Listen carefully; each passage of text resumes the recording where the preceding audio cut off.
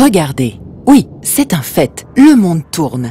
Pas forcément toujours très rond, mais certainement de plus en plus vite. L'homme au milieu de tout ça, s'il crée les conditions de cette accélération, doit également y faire face. Faisons un petit point.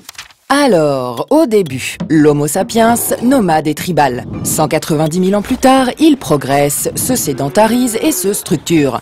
On avance, voilà l'imprimerie, ça change tout. Siècle des Lumières, révolution anglaise, française, américaine, on s'approche. Ah, et voici la révolution industrielle qui accouche du capitalisme. Puis début du XXe, l'homme domine son monde, ça s'organise. Ford, Taylor, on continue. Seconde Guerre mondiale, on reconstruit et relance la machine à consommer. Puis finalement émerge la société de l'information. Bien, rentrons à présent un peu dans les détails du fonctionnement de l'entreprise depuis l'après-guerre. 1945-1975, les 30 Glorieuses. Une société de consommation en pleine croissance, tout va bien. Ce capitalisme en pleine forme s'organise autour de hiérarchies parfaitement huilées. Les prises de décision verticales sont le lot quotidien. On prévoit, on planifie, on coordonne, mais surtout on fonce. L'innovation est un risque inutile. Ce sont les volumes qui créent la marge. 1975-1995, les 20 périlleuses. Il faut dire que ça se complique un poil. Avec le début de la mondialisation, la concurrence devient plus rude.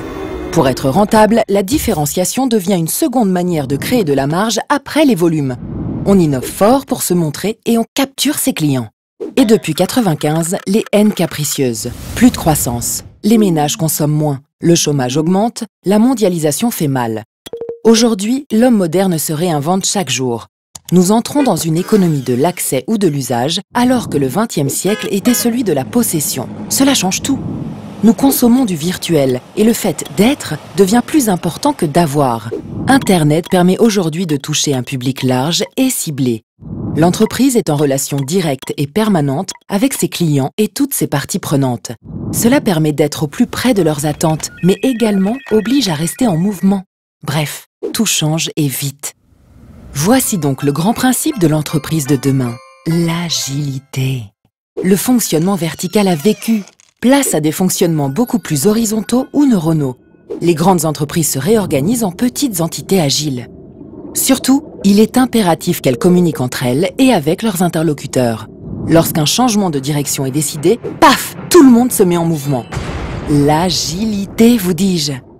Les 3 leviers de la performance en entreprise sont anticiper, coopérer, innover. Et tout ça au service du bien-être de toutes les parties prenantes. Anticiper, c'est agir de manière proactive avec une conscience des risques et surtout des conséquences. Coopérer, c'est agir en recherchant en permanence le satisfait-satisfait dans une relation de grande proximité, entre employés comme avec le client. Innover, c'est un état d'esprit, mais aussi un dosage. Je suis toujours prêt à innover et lorsque je le fais, j'innove juste ce qu'il faut pour rester pertinent. Pour durer, nos entreprises doivent s'ajuster à ce nouveau monde et être prêtes à tout moment à tourner aussi vite que lui. C'est ça, l'agilité en entreprise.